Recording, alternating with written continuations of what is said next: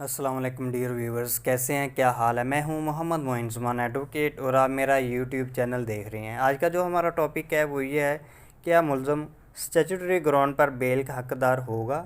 Dear viewers, اگر آپ کو ویڈیو اچھی لگتی ہے تو آپ میری حوصلہ افزائی کے لیے اس کو ضرور سبسکرائب اور لائک کیجیے گا، شکریہ۔ اسٹیچوٹری گراؤنڈ ملزم کو بیل کا حق دیتی ہے، بشرطیہ کہ مقدمے کی سماعت میں تاخیر ملزم یا اس کی طرف سے کام کرنے والے کسی دوسرے شخص کے کسی فعل یا کوتاہی سے نہ ہوئی ہو۔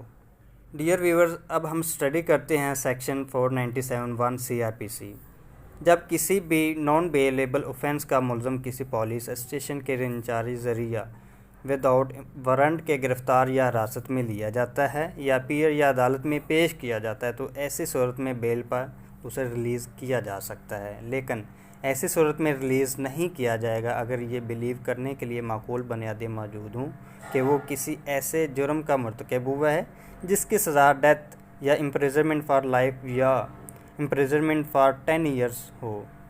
ایک ایسا ملزم جو گرفتار ہے اور اس کا چلان آنے کے بعد اس کا ٹرائل ختم نہیں ہوا، تو ایسی صورت میں ایسے کیسز میں جن کی سزا ڈیتھ اور امپریزنمنٹ فار لائف نہیں ہے، تو ایسی صورت میں اسٹیچوٹری گراؤنڈ کے لیے جو ایک آدمی کے لیے ٹائم پیریڈ ہوتا ہے وہ 1 سال ہے اور ایک عورت کے لیے 6 ماہ ہے۔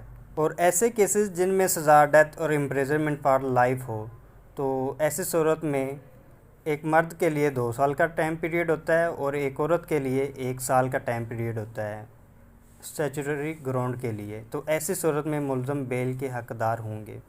ڈیئر ویورز، اپنے اس ٹاپک کو مختلف کیس لاز کی نظر سے دیکھتے ہیں۔ یہ کیس لا ہے 2020 SCMR 1225۔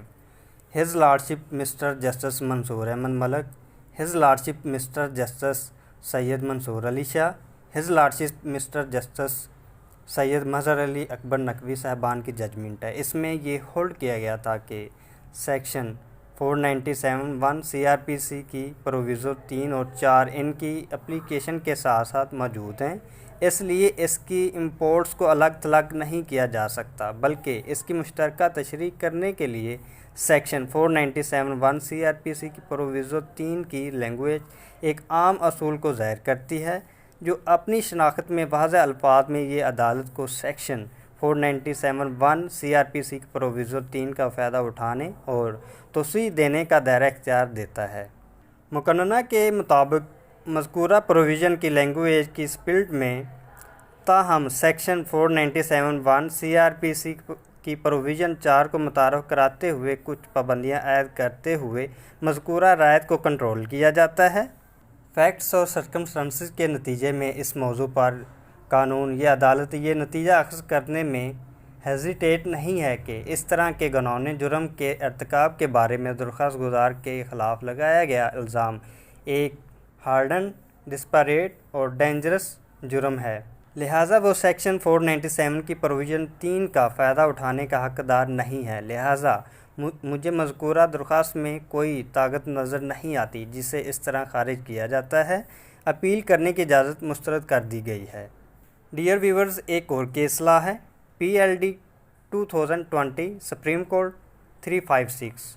His lordship mister justice Manzoor Ahmad Malik اور his lordship mister justice Syed Mansoor Ali Shah صاحبان کی ججمنٹ ہے۔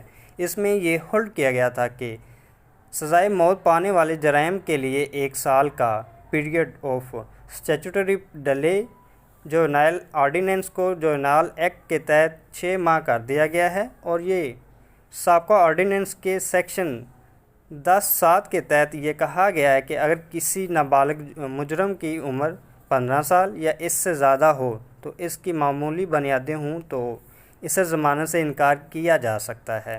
بلیو ہو کہ نابالغ کسی گناہ جرم میں ملوث ہے یا کسی ایسے جرم کا پریویس کنوکٹ ہے کہ جس کی سزا ڈیتھ یا امپریزنمنٹ فار لائف ہے، نئے جوونائل ایکٹ کے تحت منسوخ کر دیا گیا ہے۔ نابالغ ایکٹ کی پروویژن 6(5) یہ فراہم کرتا ہے کہ نابالغ کو ضمانت پر ریلیز کرنے کا حق حاصل ہوگا اگر اسے مسلسل 6 ماہ سے زیادہ عرصے تک حراست میں رکھا گیا ہو، جب تک کہ اس کا ٹرائل مکمل نہیں ہوا ہے، جب تک کہ اس ایکٹ کی وجہ سے تاخیر نہ ہوئی ہو، یا ایسے نابالغ کو ریلیز کرنا۔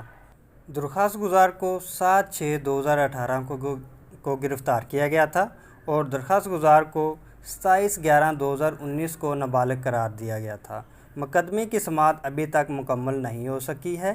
قانونی بنیاد پر دوسری ضمانت کی درخواست 11/12/2019 کو پیش کی گئی، جو کہ گرفتاری کی تاریخ سے 6 ماہ کی مدت کے بعد ہے، جیسا کہ جوونائل ایکٹ کے سیکشن 6(5) کے تحت فراہم کیا گیا ہے۔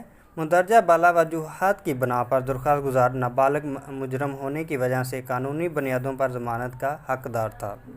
ڈیئر ویورز، ایک اور کیس لا ہے PLD 2021 Lahore 586۔ His lordship mister justice Tariq Saleem Sheikh صاحب کی یہ ججمنٹ ہے۔ اس میں یہ ہولڈ کیا گیا تھا کہ سیکشن 8(1) جوونائل ایکٹ میں کہا گیا ہے کہ جہاں کوئی ملزم اپیئر یا نابالغ ہونے کا دعویٰ کرتا ہے تو پولیس اس کا پیدائشی سرٹیفکیٹ، تعلیمی سرٹیفکیٹ اور دیگر متعلقہ دستاویزات پیش کرنے اور اس کی روشنی میں اس کی عمر کا تعین کرنے کی پابند ہے۔ تاہم جہاں ایسی دستاویزات دستیاب نہیں، وہ اس کا طبی معائنہ کرائیں اور اس مقصد کے لیے میڈیکل آفیسر کی رپورٹ کو استعمال کریں۔ سیکشن 8(2) جوونائل ایکٹ میں کہا گیا ہے کہ جہاں ایک ملزم جسمانی طور پر نابالغ معلوم ہوتا ہے، اسے سیکشن 167 CRPC کے تحت عدالت میں پیش کیا جاتا ہے۔ عدالت مزید نظر بندی دینے سے پہلے دستیاب کی بنیاد پر اس کی عمر کے بارے میں اپنے نتائج کو ریکارڈ کرے گی، ریکارڈ بشمول پولیس رپورٹ یا میڈیکل رپورٹ۔ اس کیس میں نہ تو پولیس اور نہ ہی عدالت نے اپنا قانونی فرض ادا کیا، لہٰذا 14/10/2019 کو درخواست گزار نے ایڈیشنل سیشن جج کے سامنے اپنی عمر کے تعین کے لیے درخواست دائر کی۔ ایک میڈیکل بورڈ تشکیل دیا گیا جس نے ان کی عمر 17-19 سال بتائی۔ عدالت نے مورخہ 21/2/2020 کو حکم دیا کہ درخواست گزار کی عمر وقوع کے وقت 18 سال سے کم ہونی چاہیے اور اسے نابالغ قرار دیا۔ شکایت کنندہ نے صوبائی اسٹینڈنگ میڈیکل بورڈ کے ذریعے اپنے دوبارہ معائنہ کے لیے درخواست دائر کی، جس نے ڈسٹرکٹ بورڈ کی رائے سے اتفاق کیا۔ اس کے بعد عدالت نے اپنے دفتر کو درخواست گزار کے کیس کے لیے علیحدہ فائل تیار کرنے کی ہدایت کی۔ کچھ اس طرح کے حقائق پر پاکستان کے معزز سپریم کورٹ نے سلیم بنام ریاست PLD 2020 SC 5356 میں فیصلہ دیا کہ ملزم نے اپنے نابالغ ہونے کا اعلان حاصل کرنے میں جو وقت استعمال کیا ہے، اس کا شمار اس لیے نہیں کیا جا سکتا ہے۔ ڈیئر ویورز، ہم نے جو اوپر ڈسکشن اور ریلیونٹ کیس لاز کا حوالہ دیا، اس سے ہم یہی کنکلیوڈ کر سکتے ہیں کہ اسٹیچوٹری گراؤنڈ پر مذکورہ ٹائم پیریڈ میں مقدمہ کا فیصلہ نہ ہونے سے ملزم بیل کا حقدار ہوگا۔ ڈیئر ویورز، ویڈیو کے اینڈ تک دیکھنے کا بے حد شکریہ۔ اپنا خیال رکھیے گا۔ اللہ حافظ۔